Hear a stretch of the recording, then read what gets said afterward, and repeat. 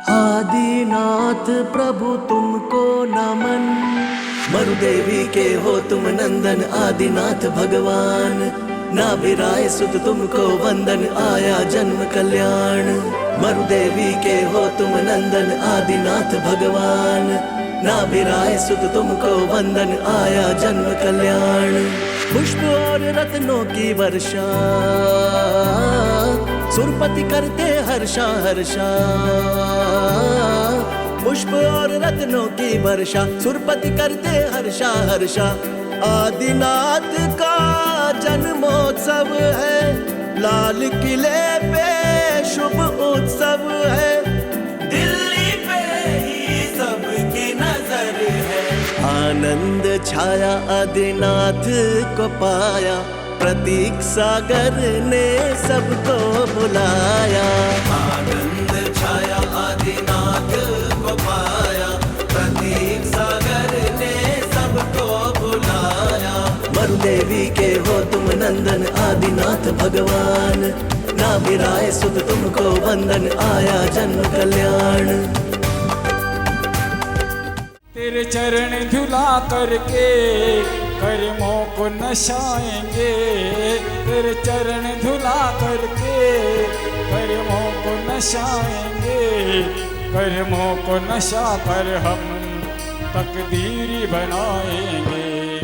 मद यौवन की धूपी बना तप पति में अर्पित श्रीफल, पूजन का यह अर्घ्य बना तन मन धन अर्पण किया। रहा न कुछ भी शेष, अष्ट द्रव्य से पूज कर पाओ जिनका भी।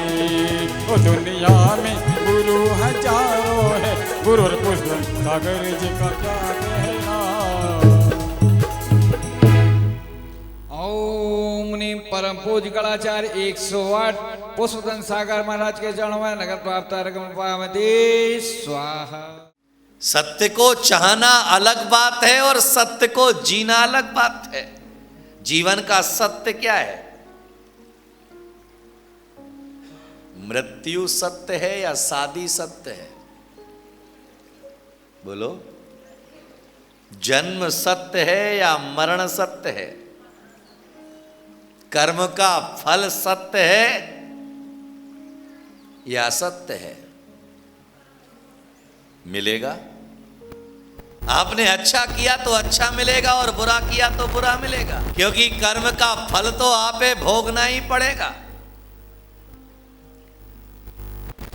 इसीलिए आचार्य ने कहा कि ये सत्य है, मैं किसी का नहीं हूं और मेरा कोई नहीं। झूठ के संसार को बसाने के लिए पैसा है, झूठ के संसार को भटाने के लिए ऐश्वर्य है, झूठ के संसार को वृद्धिंगित करने के लिए धन और संपदा है, लेकिन जीवन के सिद्धांत को लागू करने के लिए केवल मन की निर्मलता है। इसीलिए सत्य कहना और सत्य को जीना। इसीलिए कहा गया सत्य सोच संयम तप त्याग उपाय है। ये उपाय है, क्योंकि अंत में जाकर के तुम्हें आकिंचन पर जाना है। अंत में जाकर के तुम्हें ब्रह्मचर्य को धारण करके निर्वाण को प्राप्त करना है। इसीलिए कह दिया अब इन उपायों को अपनाना प्रारंभ कर दो। इसीलिए सत्य को झूठ बनाने की चेष्टा मत करो। सत्य सत्य ही रहेगा, असत्य नहीं हो सकता है। इसीलिए कोर्ट में लिखा होता है सत्यमेव, सत्यमेव। इसीलिए सत्य परेशान हो सकता है, लेकिन पराजित नहीं हो सकता। याद किसको रखना पड़ता है? सत्य को या झूठ को? बोलो। क्योंकि एक झूठ बोलने के बाद 1000 सत्य को झूठ बनाना पड़ता है। एक बाप अपने बेटे को समझा रहा था कि बेटा झूठ बोलना पाप है, नदी किनारे सांप है। क्या समझा रहा था? झूठ बोलना पाप है, नदी किनारे सांप है। इतने में ही सामने नजर गई घर के बाहर, तो वहां से लेनदार आ रहा था, उसे देना नहीं था। उसने बेटे से कहा कि बेटा जाकर के दरवाजे पर खड़े हो जाओ और वह अंकल जी आकर के पूछे कि पिताजी घर पर हैं, तो कह देना पिताजी घर पर। बेटे ने कहा पिताजी अभी आप ही तो समझा रहे थे कि झूठ बोलना पाप है और नदी किनारे सांप है, और अब आप ही कह रहे हैं कि जाकर के ये बोल दो। बोले जितना कहता हूं उतना।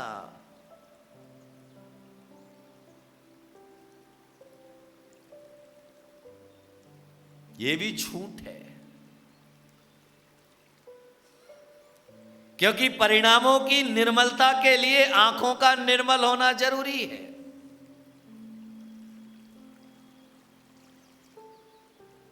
और जब हमारी आंखें इधर उधर भटकती हैं तो कहीं ना कहीं राग को जन्म देती हैं। हम सुन प्रवचन रहे हैं, लेकिन नजर हमारी एक सेकंड में बदलती है। कोई भी सुंदर वस्तु को देखा, हमारी नजर बदल जाती है। मुनि महाराज के दर्शन करने के लिए गए, कैमरामैन था। उस कैमरामैन से कहा जरा मेरी अच्छी फोटो खींच लेना, और बाद में उससे कहा ये मेरा नंबर है, इस पे व्हाट्सएप कर देना। तो दर्शन कहां किए तुमने?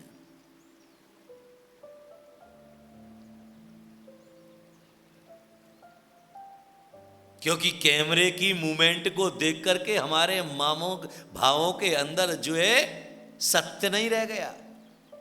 झूठ के संसार में हम प्रवेश कर गए, और जहां झूठ के संसार में प्रवेश किया वहां वासनाओं का जन्म होता है, कामनाओं का जन्म होता है, आकांक्षाओं का जन्म होता है, ये तृष्णाओं का जन्म हुआ करता है। इसीलिए वासनाओं, आकांक्षाओं, तृष्णाओं को अगर जन्म नहीं देना है तो क्या चाहिए? हम जिसे देख रहे हैं वह सत्य नहीं है, हम जिसे समझ रहे हैं वह सत्य नहीं है, हम जिसे चाह रहे हैं वह सत्य। आप चाह किसको रहे हैं? ईयरफोन लगा के सुन लो। आप चाह किसको रहे हैं? बोलते नहीं हो तुम लोग, किसको चाह रहे हो?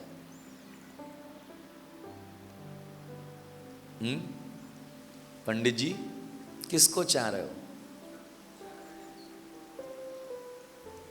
क्योंकि बेटा मेरा है,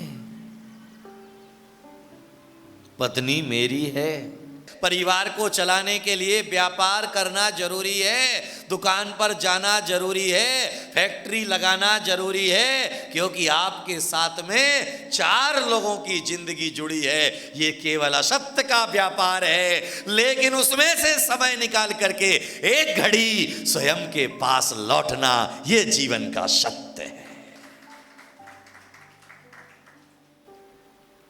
पूरा टाइम उसी में लगे रहना, झूठ के संसार को बसाने में, ये गलत है।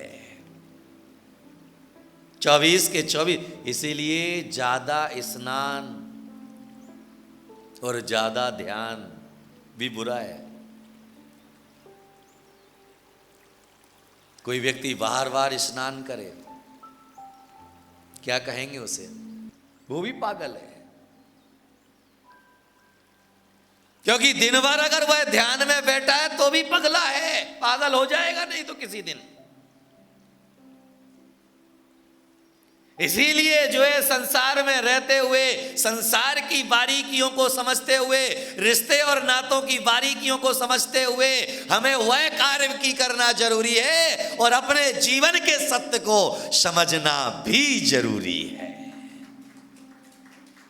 गलत कैसे कह सकते हैं? इसीलिए आचार्य ने स्यादवाद और अनेकांत कहा।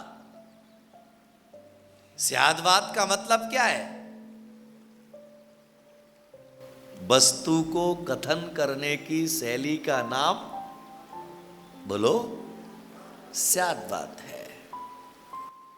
और विवाद पैदा ना हो उसके लिए सहारा किसका लेना है? अनेकांत का। अनेकांत का सहारा लेने से विवाद नहीं होगा, संवाद होगा। और स्यादवाद वस्तु को हम समझाएंगे। आज गलत फहमियां किस कारण से होती हैं? कम्युनिकेशन गैप को हिंदी में क्या कहते हैं?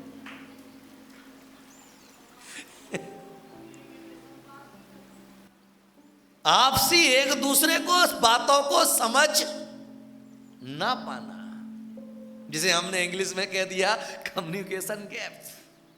किस कारण से हो रहा है? क्योंकि जहां हमें निश्चय लगाना चाहिए था वहां हम व्यवहार लगा करके बैठे हैं, और जहां व्यवहार लगाना चाहिए था वहां निश्चय लगा करके बैठे हैं। घर परिवार में ऐसा ही होगा, क्या कह दिया? ऐसा ही होगा। तो क्या होगा? अरे बोलो ना बाबा, हाँ? झगड़ा होगा या नहीं होगा? और ऐसा भी कर लो, बोलो, सामंजस्य है। अभी एक दूसरे को समझने की संभावना है। इसीलिए उत्तम सत्य धर्म कहता है, जो सत्य है उसे सत्य मानो, और जो झूठ है उसे झूठ मानो। संसार की वस्तुएं सत्य हैं या झूठ हैं? हाँ, झूठ हैं, क्योंकि वह मृण्मय हैं, विनाशिक हैं, समाप्त होने वाली हैं, मिटने वाली हैं। वह सदा तुम्हारे साथ रहने वाली नहीं है। ये रिश्ते नाते सत्य हैं या झूठ हैं? हाँ, क्योंकि व्यवहार से आपके लिए सत्य है, लेकिन निश्चय से ये झूठ है। क्योंकि जब तक आप जी रहे हो तब तक वह रिश्ते और नाते हैं, लेकिन जिस दिन प्राण पखेर उड़ जाएंगे, दूसरी गति में पहुंच जाओगे, ये रिश्ते नाते तुम्हारे काम, बोलो, बेटा वह काम आएगा, वह बहू काम आएगी, वह नाती काम आएगा। अरे बोलो, हाँ गौरव, 10,000 करोड़ रुपए काम आएंगे। जाते समय उसे बैग में भर के ले जाना, वहां मिला या नहीं मिला, हा? ले जा पाओगे? क्या ले जाओगे? आपका पाप, आपका पुण्य, आपका सत्कर्म। साथ क्या जाएगा? आपका पाप, आपका पुण्य, आपका सत्कर्म। रूपाली साथ नहीं जाएगी। कितना भी प्यार करती हो, जाएगा कौन साथ? भले ही हम कह दे कि जन्म जन्म का साथ है हमारा तुम्हारा, ये जन्म जन्म का साथ, यही जन्म अच्छे से निपट जाए वो अच्छा है। अगला जन्म किसको मालूम है? इसी जन्म में जो है गाड़ी डाए ढाए डचर डचर ढाए ढाए डचर डचर हिचकोले खाते हुए चल रही है, और हम अंदाजा लगा करके बैठे, हमने शादी के 7 वचन भरे हैं, 7 जन्म तक साथ निभाएंगे। उसने तो पहले ही छोड़ दिया तुम्हें। इसीलिए मैंने जब ग्रंथ पढ़े तो उन ग्रंथों की मीमांसा को जब समझने के लिए गया तो वहां कहा गया कि नारी जो है 6वें नरक से आगे नहीं जा सकती। कौन से नरक से? इसीलिए जो है 6 फेरे में लड़की पीछे होती है, लड़का आगे होता है। ऐसा है नहीं, 6 फेरे में लड़की आगे होती है और लड़का पीछे होता है, और जैसा ही 7वां फेरा आता है कौन आगे आ जाता है? अरे बोलो बाबा, तुम लोगों की शादी हुई है, मेरी तो हुई नहीं है। कौन आगे आ जाता है? क्यों? क्योंकि वह लड़की कहती है ज्यादा पाप करोगे, ज्यादा गुरुआ करोगे, ज्यादा अपराध करोगे तो 6वें नरक तक तो मैं तुम्हारा साथ दे दूंगी, 7वें नरक में तुम अकेले जाओ, चल मुझे तुमसे कोई लेना देना। ये व्यवस्था है। इसीलिए आचार्य यहां पर कह रहे हैं कि झूठ को ही इतना याद करना पड़ता है और सत्य को याद करने की जरूरत नहीं पड़ती है। ढोल रे बजाओ आरती की है घड़ी, ढोलिया ढोल रे बजाओ आरती की घड़ी, ढोलिया ढोल रे बजाओ आरती की है घड़ी, आरती की है घड़ी प्रतीक सागर की आरती। हो एक टक निहार कर गावे की आरती,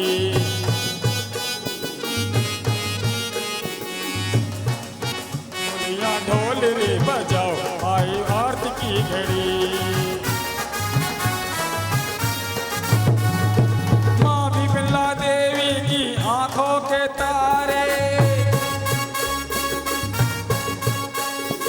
पिता संतोषी लाल जी के हैं ये प्यारे, भिंड के ये बाबा है गायन की आरती। आओ हम उतारे प्रतीक सागर की आरती, ढोलिया ढोल रे बजाओ आरती की है घड़ी, ढोलिया ढोल रे बजाओ आरती की है घड़ी।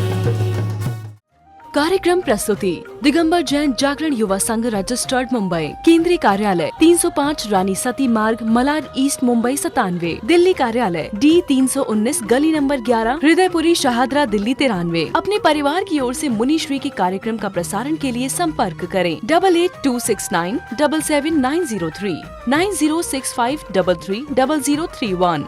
बैंक विवरण सेंट्रल बैंक ऑफ इंडिया, खाता संख्या 3424988837। IFSC capital CB small I capital N 0280454।